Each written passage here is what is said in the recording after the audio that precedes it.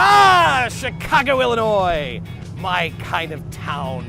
Home of your 2020 World Series champion Chicago White Sox. I'm hoping.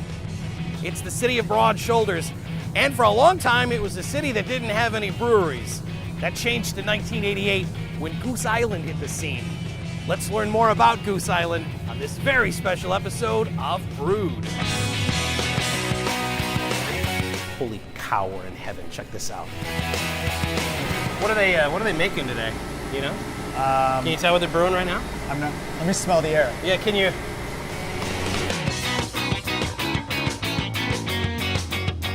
Man, it just goes on and on.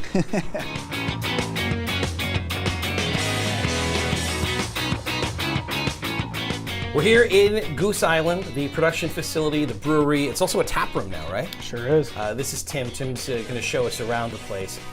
I want to ask about the history of Goose Island first and foremost. Yeah. So correct me if I get any of this wrong.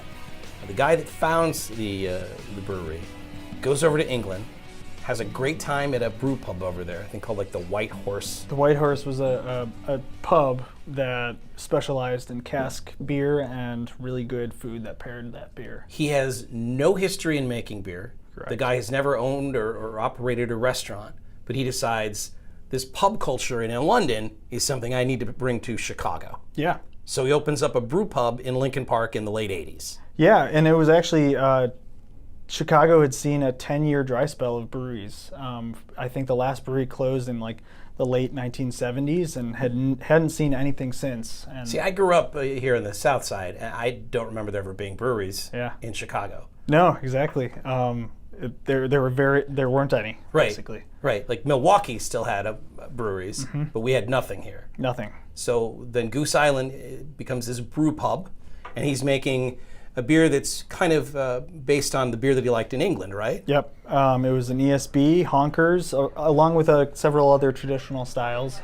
But he really wanted to bring beer to Chicago, but also give it kind of a new kind of American twist on a traditional English style. And it's not like people weren't drinking beer in Chicago, they just weren't making beer Correct. in Chicago. Yeah. So he opens this place in Lincoln Park, and obviously it blows up and becomes this massive concern now where you're in all 50 states and across the globe. Yep. How do you get from there to here? We've only got a half an hour to do the show, so give us the entire history of Goose Island. So John Hall started the brewery with that inspiration to really bring good beer to as many people as possible. And in 1988, he focused on those English styles with kind of the new age American hops, starting with IPA and Honkers. Like an IPA in 1988 might as well have been from outer space, like most people. Oh yeah, super right. bitter. Right. Their bitter hops were all the rage, and gradually we'd see through the craft beer scene that over amplifying itself. But basically, like the key was innovation and playing off traditional styles, and we kind of maintain that through our identity these days too. What is it you do here at the brewery? I've done R&D probably the last 4 years or so, and I'm just transitioning to global brand owner. So helping global brand owner. This is the point, by the way, where I have to point out Tim's history. Tim, years ago, was a college kid in the Quad Cities.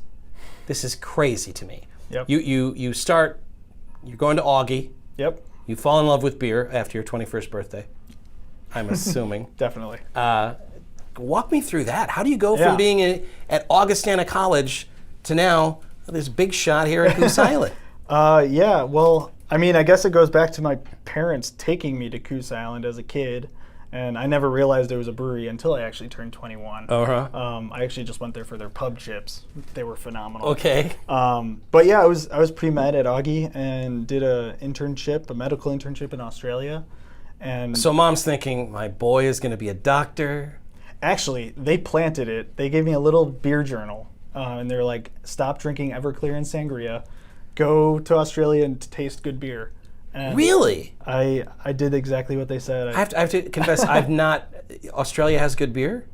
I mean, whether they did or didn't, I was tasting a variety of flavors that were unfamiliar to me. Okay, so while you're in Australia, you're going to be a doctor, you fall in love with beer that tastes like actual beer, not water. And I was peeling off the labels of every beer I tried, stuck them in the book, and just wrote what I thought about them. No kidding? Yeah. So there was a beer journal that your folks gave you? Yeah.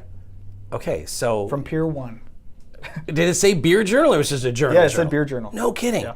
So Mom wasn't too upset when you decided, Mom, I'm not going to be a doctor. Yeah, as soon as I came back, I switched majors to microbiology, to focus on microbiology. With the understanding that you were going to then go into beer.